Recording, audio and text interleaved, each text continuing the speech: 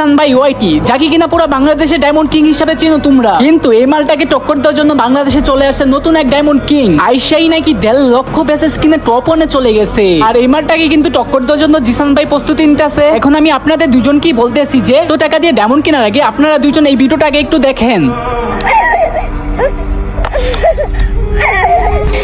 এই ভিডিওটার মানে কি একটু বুঝছেন? মানে একটা বাচ্চা মানে খাবার না খেয়ে মাটি খাইতেছে, আর তার হৃদয় ভাঙা কান্না শুধুমাত্র একটু পানির একটু খাবারের জন্য। শুধু সে নয়, তার মতো হাজার হাজার ফিলিস্তিনবাসী খাবারের অভাবে না খেয়ে মারা যেতেছে। আর আজকে একটা ভিডিওতে দেখলাম একজন মা বাংলাদেশ থেকে সাহায্য চেয়েছে শুধুমাত্র একটু পানির জন্য। আর হ্যাঁ, এসি টেটার ভাই আর জিসান ভাই ওয়াই, আমরা সবাই জানি আপনারা বাংলাদেশের গর্ব। হ্যাঁ, আমরা এটাও জানি যে আপনারা গরিব দুঃখীদের দান করেন। তো শুধু নিজেদের মধ্যে একজনকে টপকি আরেকজনের প্রতিশোধ নেওয়ার কোনো দরকার নেই। আমরা এটাও জানি যে আপনারা ডায়মন্ড কিং, আপনারা গেমের পিছনে কোটি কোটি টাকা খরচ করেন। শুধু নিজেদের মধ্যে ঝগড়া করে তো কোনো লাভ নাই। যদি এমন হইতো যে একটা দেশ আপনাদেরকে চ্যালেঞ্জ দিছে, তখন আপনারা প্রতিশোধ নিবেন, অবশ্যই প্রতিশোধ নিবেন। কেন বাংলাদেশ ছোট না হয়, গেমের মধ্যে এত টাকা না খরচ করে ওদের পাশে একটু দাঁড়া। আর গাইস, আমার কথাগুলো যদি তোমাদের ভালো লাগে তাহলে ওদেরকে কিন্তু ভিডিওতে মেনশন দিয়ে যাবা, যেন ওরা ভিডিওটা দেখতে পারে।